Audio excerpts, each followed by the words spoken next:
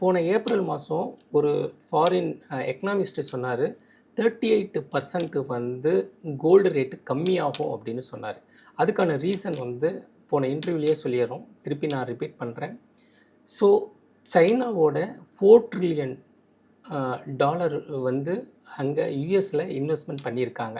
இப்போ அமெரிக்கா சைனாவுக்கு வந்து நிறைய ரெசிப்ரோக்கல் டேக்ஸ் வந்து 200% 300%ன்னு போடுறப்ப சைனா என்ன பண்ணுவான், கோவப்பட்டு அவனோட ட்ரெஸரி பண்டெல்லாம் விற்க ஆரம்பிப்பான். ஸோ விற்க ஆரம்பித்தானா என்ன ஆகும், அமெரிக்காவுக்கு தங்கத்தை விற்பான். அப்போ சப்ளை ஜோன் வந்து கிரியேட் ஆகும். டிமாண்ட் ஜோன் போய் சப்ளை ஜோன் கிரியேட் ஆகும். அப்போ சப்ளை ஜோன் கிரியேட் ஆச்சுன்னா 38% தங்கம் கீழே வரும் அப்படின்னு எல்லாருமே எக்கனாமிஸ்ட் சொல்லியிருந்தாங்க.